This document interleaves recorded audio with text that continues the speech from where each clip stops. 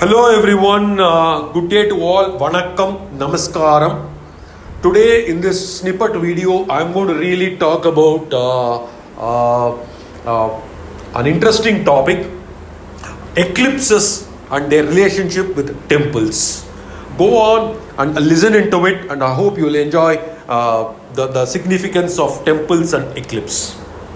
Shri Gurubhyo Namaha. Basically, temples are not just a place meant for God worship alone.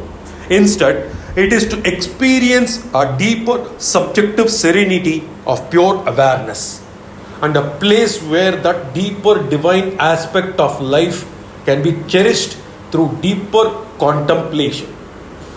These are places of spiritual healing, calmness, and serenity, where the geometry of the place is used as a yantra, which creates certain subtle energy flow. That energy conducts deep subjective experience, which enables the devotees to experience divinity within the self, inside the temple premise. Hence, different shrines and deity forms evoke different kinds of subtler energies, which also interact with the cosmic energies coming from the solar system planets, so on and so forth. An idol which has been ceremoniously and ritually installed constantly emanates positive energy. What I meant by ceremoniously ritually installed, meaning any temple or an idol that needs to be installed. Typically one performs Kumbhabhishekam, Kalasabhishekam, Yajnam, or a ritualistic fire. Then a particular prana pratishtha is done, and yantras are installed inside the temple premise. As I just stated above, and yantra, we can call that as a instrument where Sanskrit letters are inscribed onto it. Typically, people use yantras made of copper plates, bamboo leaves. Gold and silver is also used to make yantras. These Sanskrit letters are divine mantras and attributed to different deity forms. These yantras are installed inside the temple premise. So once this has been installed, they constantly emanate positive energies. Nevertheless, most people just go to temples to present their wish list, pray for what they want,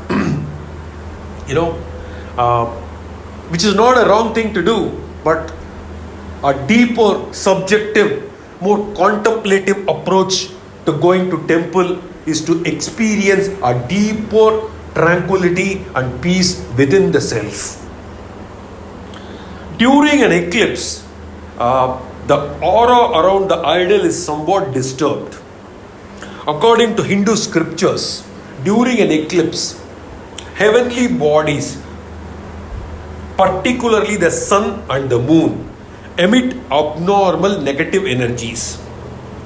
Therefore, the doors of the temple housing the main deity or idol are closed to prevent and minimize these negative energies that could disturb the effects of the divine energy on the devotee. Ensuring closing of the temple doors, typically tulsi leaves, bilva leaves, and darbai or kusa grass are also placed on the idols to cover them against any negative energies.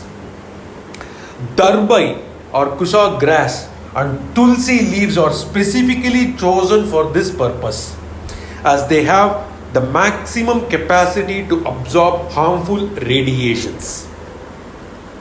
However, one exemption, as an example, is Kalahastiswara temple in Sri Kalahasti, as stated in our ancient text, is never closed during an eclipse. The significant reason or a main reason attributed to not closing this temple alone is said to be that this temple is the only temple in India which offers puja and prayers to Rahu and Ketu, the shadow planets. Thus, this temple is not affected by any eclipse. Rahu and Ketu denote the 2 points of intersection of the paths of the sun and the moon as they move around the celestial sphere. But of scientifically speaking, therefore, Rahu and Ketu are respectively called the north and the south lunar nodes. Sometimes when the moon passes these nodes, it is aligned perfectly between the earth and the sun to create eclipses. The fact that eclipses occur when sun and moon are at one of these points give rise to the myth of the swallowing of the sun.